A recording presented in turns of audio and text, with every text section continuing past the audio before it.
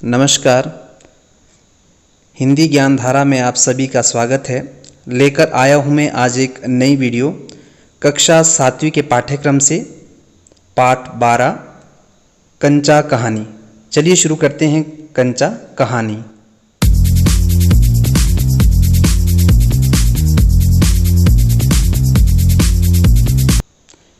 कंचा कहानी के लेखक टी पद्मनाभन का जन्म 1 जनवरी 1931 को हुआ।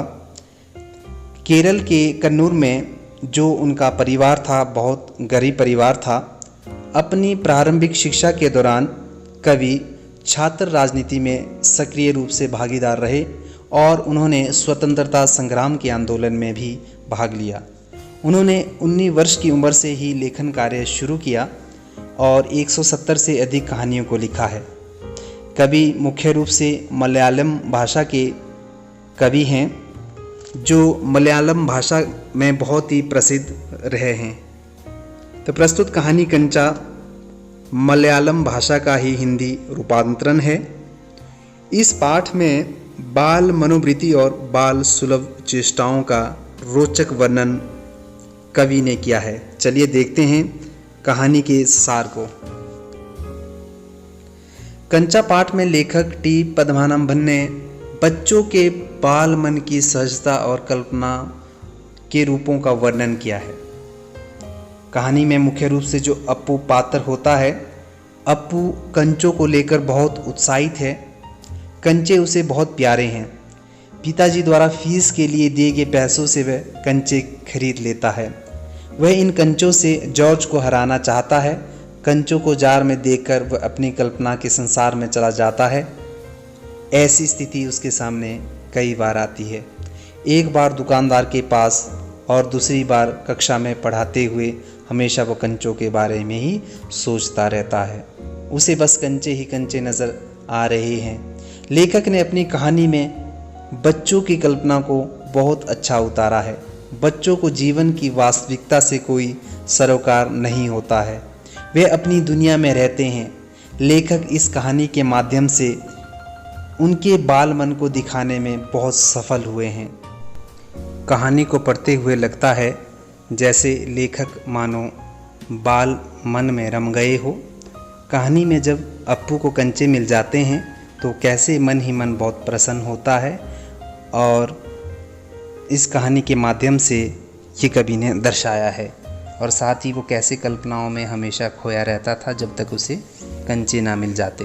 तो आप सभी बच्चे इस कहानी को अपनी किताब से पढ़ें। तो अब बात करते हैं पाठ में आए कुछ कठिन शब्दों के अर्थों की।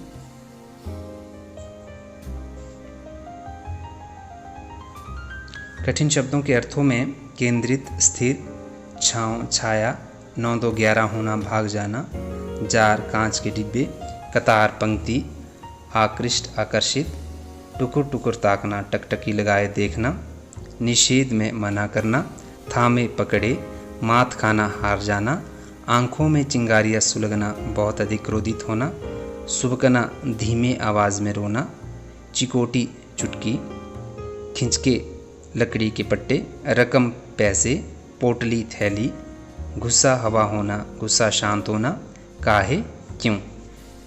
ये तो थी पाठ में आए कुछ कठिन शब्दों के अर्थ। चलिए अब करते हैं प्रश्न अभ्यास।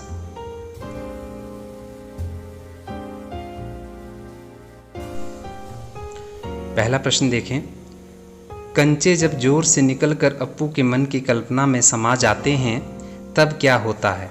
उत्तर, कंचे जब जार से निकलकर अप्पू के मन की कल्पना में समा जाते हैं तब वह जार और कंचों के अलावा कुछ नहीं सोचता है। उसे कल्पना की दुनिया में लगता है कि जैसे कंचों का जार बड़ा होकर आसमान सा बड़ा हो गया और वह उसके भीतर समा गया। वह अकेले ही कंचे चारों ओर बिखेरता हुआ मज़े से खेल रहा था। आंवले सा गोल हरी लकीर वाले सफ़ेद गोल कंचे उसके दिमाग में पूरी तरह छा गए। मास्टर जी पाठ में रेलगाड़ी के बारे में पढ़ा रहे थे लेकिन उसका ध्यान पढ़ाई में नहीं था। वह तो केवल कंचों के बारे में सोच रहा था। इसके लिए उसने मास्टर जी से डांट भी खाई। प्रश्न नंबर 2 देखें। दुकानदार और ड्राइवर के सामने अप्पू की क्या स्थिति है? वे दोनों उसको देखकर पहले परेशान होते हैं, फिर हंसते हैं। कारण बताइए। उत्तर, दुकानदार व ड्राइवर के सामने अप्पू एक छोटा बच्चा है जो अपनी ही दुनिया में मस्त है।